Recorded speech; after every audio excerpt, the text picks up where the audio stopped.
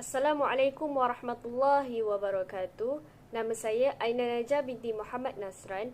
Nombor matrik 054594. Baiklah, hari ini saya akan menerangkan kes berkenaan jenayah mal yang difailkan di Kuala Lumpur.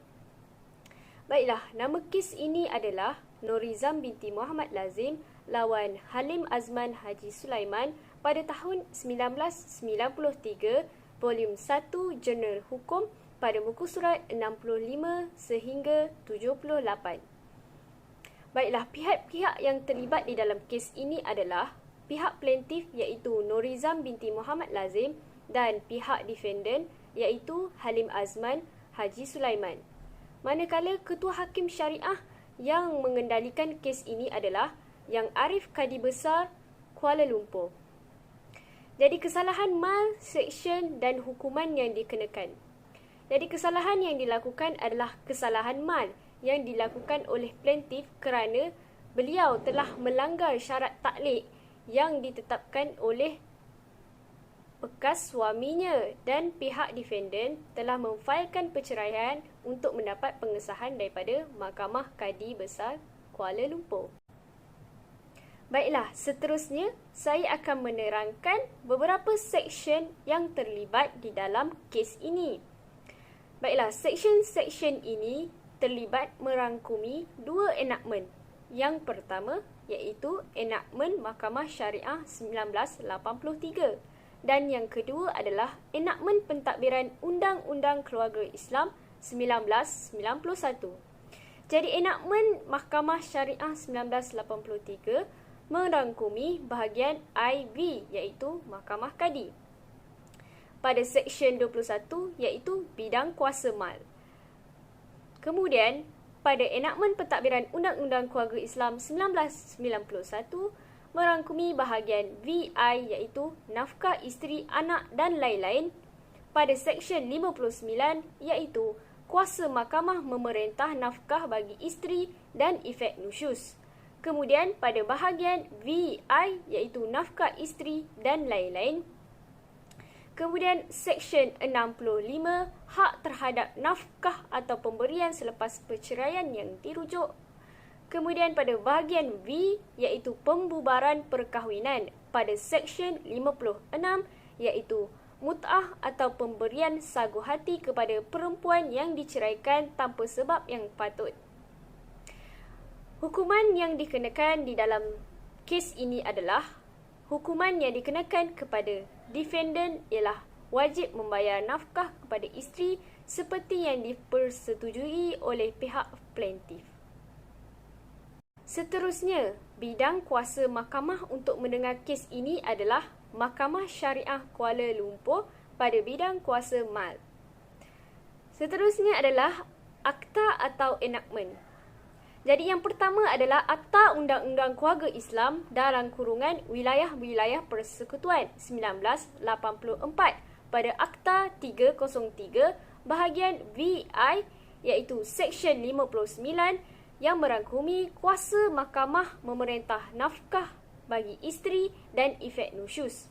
Kemudian yang kedua adalah Akta Undang-Undang Keluarga Islam dalam kurungan Wilayah-Wilayah Persekutuan 1984 Akta 303 bahagian VI Seksyen 65 hak terhadap nafkah atau pemberian selepas perceraian yang dirujuk.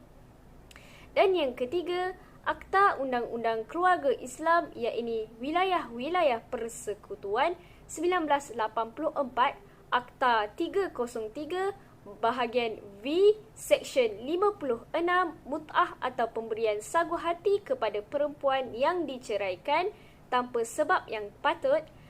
Dan yang keempat adalah Akta Undang-Undang Keluarga Islam dalam kurungan Wilayah-Wilayah Persekutuan 1984 Akta 303 bahagian VI Seksyen 69 menuntut tunggakan nafkah. Assalamualaikum warahmatullahi ta'ala wabarakatuh. Nama saya Umi Juhaidah binti Muhammad Asri.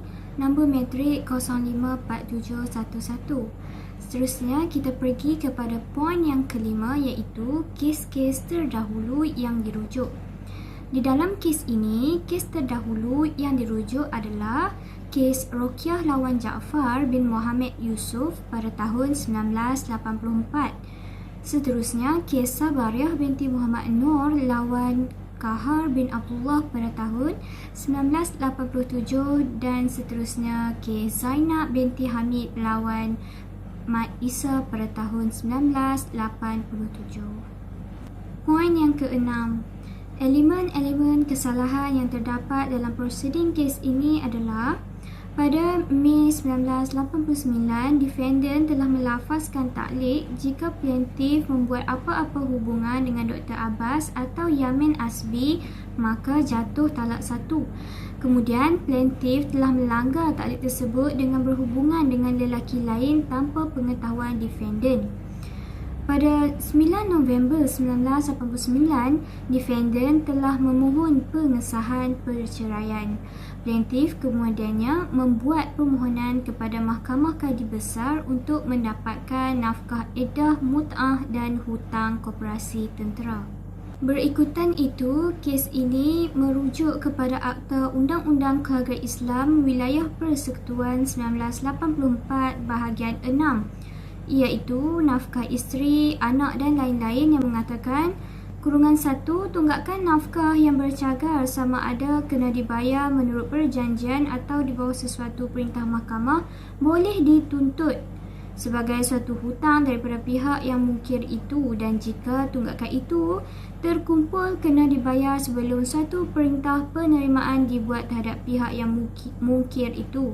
Tunggakan itu boleh dibuktikan dalam kebankrapannya, dan jika tunggakan itu terkumpul kena dibayar sebelum dia mati. Tunggakan itu hendaklah menjadi suatu hutang yang kena dibayar dan harta pusakanya.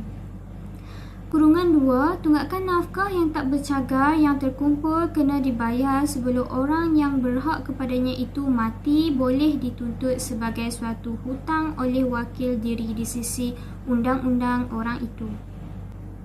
Seterusnya, poin ke-7, elemen-elemen pentadbiran undang-undang Islam yang terlibat dalam kes ini merujuk kepada enakmen Undang-Undang Keluarga Islam Negeri Selangor 2003 bahagian 5 pembubaran perkahwinan mengikut Seksyen 57 -1 menyatakan walau apapun Seksyen 55, seseorang yang telah menceraikan isterinya dengan lafaz talak di luar mahkamah dan tanpa kebenaran mahkamah, hendaklah dalam masa 7 hari pelafazan talak itu melaporkan kepada mahkamah.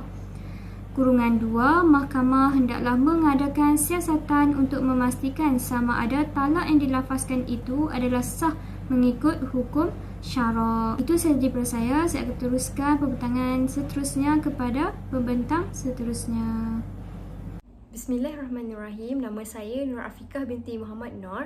Nombor matrik 054698. Baiklah, kita pergi kepada nombor 8, iaitu hujah-hujah pendakwa dan pihak tertuduh.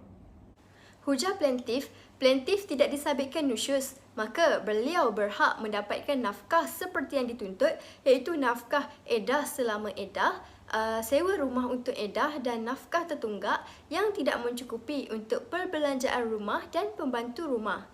Kemudian, plaintiff menuntut mut'ah untuk membayar cukai jalan, insurans kereta dan membaiki kereta. Plaintiff juga menuntut bayaran hutang koperasi tentera untuk melansaikan hutang pihak tertuduh. Kemudian, hujah defendant merayu untuk diberi pengurangan kadar bayaran kerana plaintiff meminta bayaran mut'ah melebihi daripada hasil pendapatan defendant yang hanya bekerja sebagai pegawai tentera sahaja. Dan kemudian, defendant mengatakan bahawa plaintiff telah melanggar syarat taklik defendant, iaitu plaintiff mempunyai hubungan dengan Dr. Abbas dan Yamin Asbi berkenaan dengan hal agama. Baiklah, yang ke-9 iaitu alasan penghakiman. Jika sumbangan yang dibuat oleh suami kepada perbelanjaan rumah tangga itu adalah adil dan seksama, sepatutnya soal pembayaran nafkah isteri oleh suami tidak timbul lagi. Jika terjadi perceraian, tidaklah adil jika isteri itu menuntut tunggakan nafkah dari suaminya untuk masa perkahwinan mereka sebagai hutang dari suami.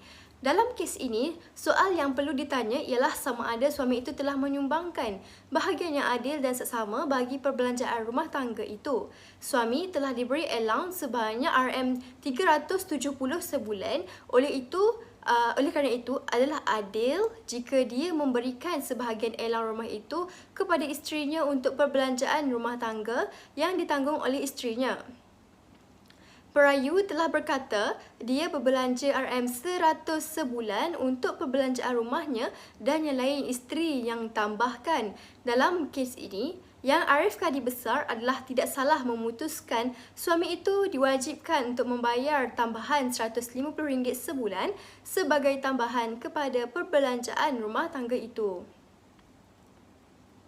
Hutang yang diambil oleh isteri dari koperasi tentera dan yang diberi kepada suaminya adalah untuk kenderaan yang dimiliki oleh suami itu dan seharusnya suami membayar balik jumlah itu supaya isteri dapat membayar hutang tersebut. Seterusnya yang terakhir nombor 10 iaitu hukuman yang dijatuhkan. Pertama, defendant diarahkan untuk membayar nafkah yang diwajibkan oleh mahkamah sebagai tuntutan nafkah edah sebanyak RM954 yang telah dipersetujui bersama. Yang kedua, plaintiff telah diceraikan oleh suaminya dengan talak raj'i dan tidak disabitkan nusyus. Oleh kerana itu, dia berhak untuk mendapat tempat tinggal tersebut. Yang ketiga, perbelanjaan rumah tangga atau nafkah yang tidak ditunaikan oleh defendant dalam masa perkahwinan adalah menjadi hutang ke atasnya dan mahkamah menghukumkan defendant perlu membayar nafkah tertunggak sebanyak RM150 sebulan selama 36 bulan dan berjumlah RM5,400. Yang keempat, defendant telah menerima wang pinjaman koperasi tentera yang diambil oleh plaintiff untuk tujuan membolehkan plaintiff membayar cukai jalan dan insurans keretanya dan membaiki kereta itu. Oleh kerana itu, hutang RM2,000 hendaklah dibayar balik oleh defendant. Yang kelima, defendant telah bersetuju untuk memberi mut'ah kepada plaintiff, cuma kadarnya tidak dipersetujui oleh mahkamah. Kemudian mahkamah menentukan memandang kepada keadaan defendant yang hanya seorang pegawai tentera yang berpendapatan sederhana sahaja, iaitu kadar mut'ah ialah sebanyak RM2,400.